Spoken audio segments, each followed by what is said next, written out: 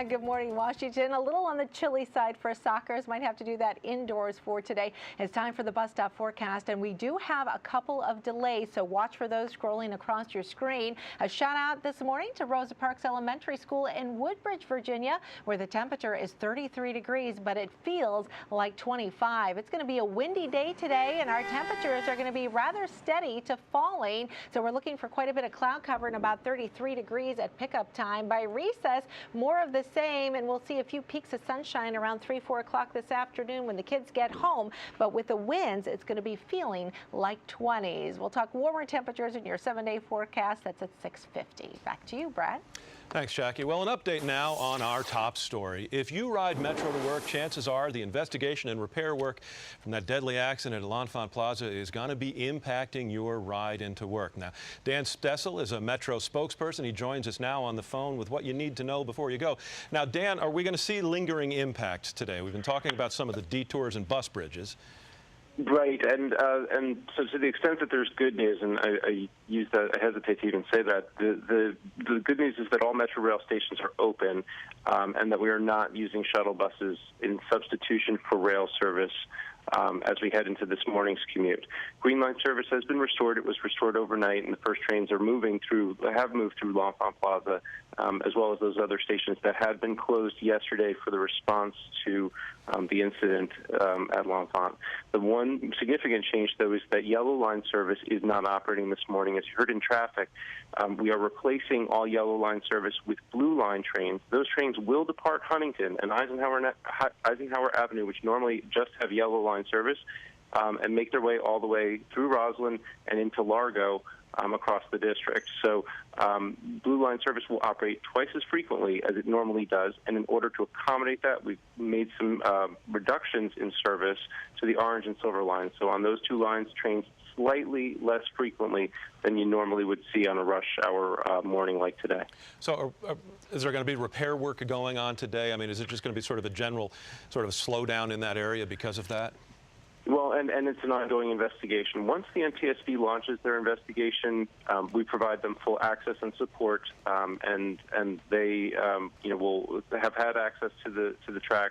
Once that happens, yes, there are it'll take some time before the track is restored to service. As soon as we have updates on when normal Yellow Line service will be restored, we will get that out to our customers within minutes, but we just don't know a time frame just yet.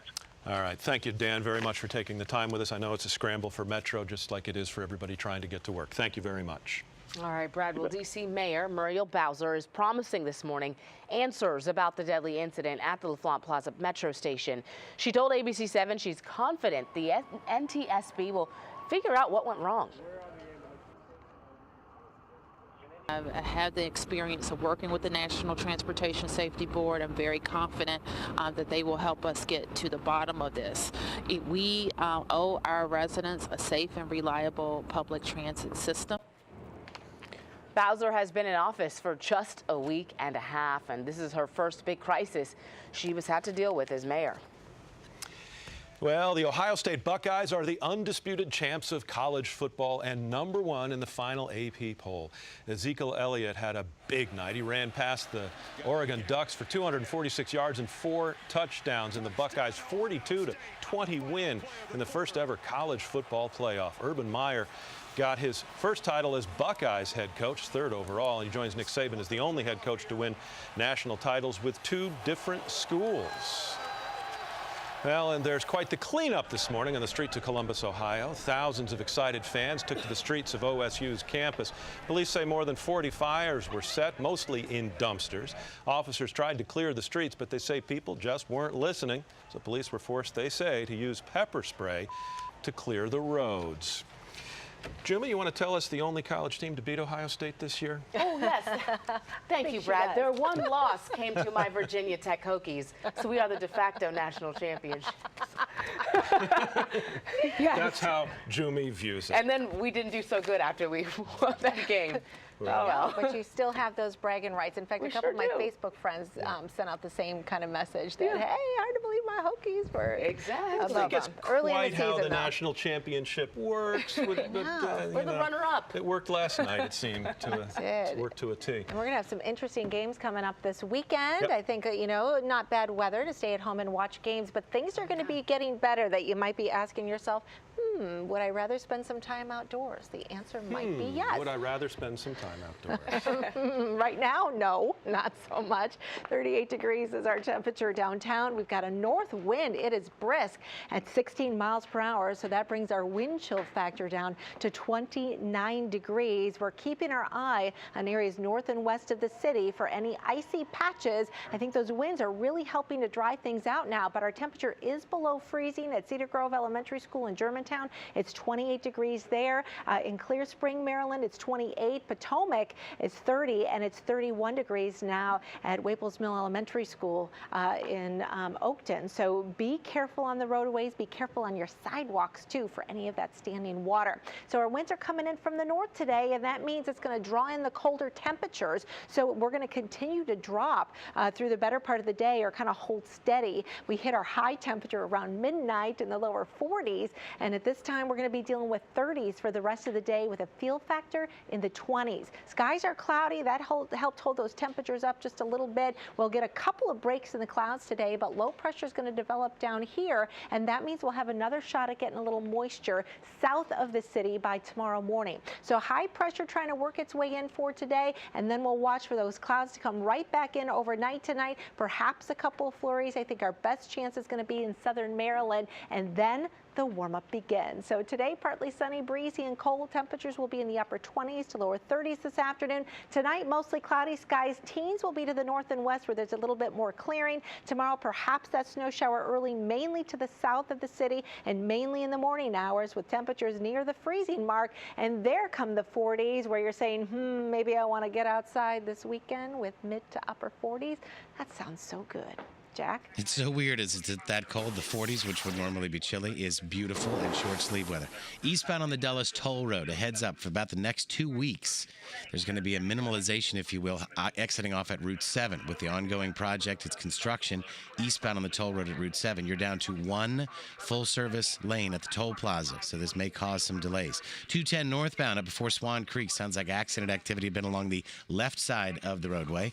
We also have Metro Rail to look at along the yellow line. There's no service today. It'll be replaced by Blue Line extra trains. News Chopper 7's been flying over a water main break this morning inside the Beltway on Route 1 north of 410. You'll basically be getting by one lane northbound, one lane southbound on the southbound side, but it's not causing a slowdown, thankfully, early this morning. Don't forget, you can always get traffic on the 8s or when it breaks. Tune into 103.5 FM WTOP. Chumi, Brad, back into you.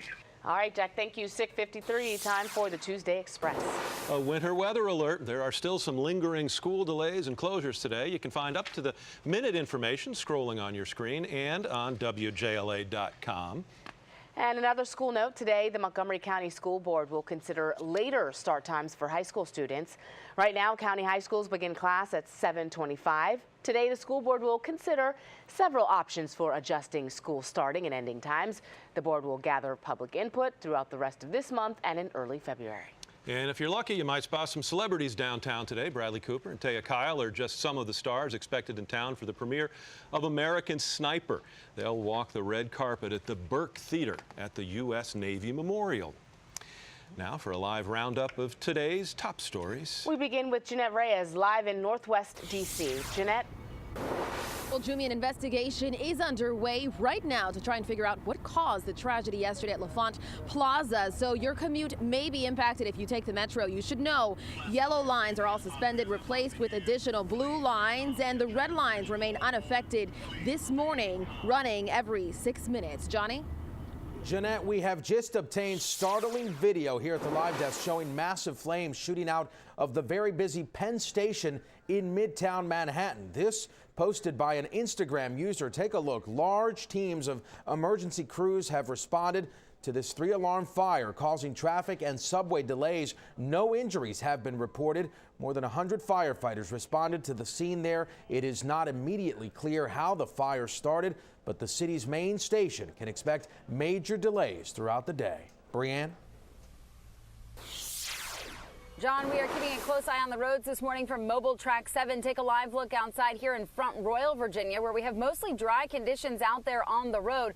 That's really what we've found so far this morning. That is the good news for commuters getting ready to head out the door. Certainly the potential for some freezing spots north and west of the city as we talk about those temperatures. Closer inside of the Beltway, things are above freezing, so you shouldn't have any problems there. We do know that road crews treated the roads overnight for any potential freezing spots. They are out there monitoring the road temperatures and the conditions this morning.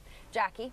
Well, those winds are helping to dry out those roads and will be a key factor in our forecast for today, drawing in colder air, meaning we've already hit our high temperature today. Even though we'll see temperatures in the 30s pretty much all day long, those winds will make it feel like 20s. More clouds this morning with peaks of sunshine this afternoon. Jack? So far, nothing huge out of the ordinary. The Beltway itself starting to build your typical delays, but we do have a new crash that is on 210 northbound up before Swan Creek Road. It does block the left side of the roadway, so use some caution coming up out of Ackie this morning. Back into you. All right, Good Morning Washington is wrapping up, but you can get weather and traffic updates on our sister station, News Channel 8. They're also keeping a close eye on Metro. There are big schedule changes due to that deadly incident at L'Enfant Plaza. News Channel 8 helps you get to work. And the White House admits it made a mistake not sending a high-ranking official to the anti-terror demonstrations in France. We talked to Politico about what happened. Now, before we go, a retired principal is $326 million richer thanks to his, if we can use this word, nagging wife. 80-year-old Harold Diamond won New York's Mega Millions jackpot, the biggest prize in the state lotto history.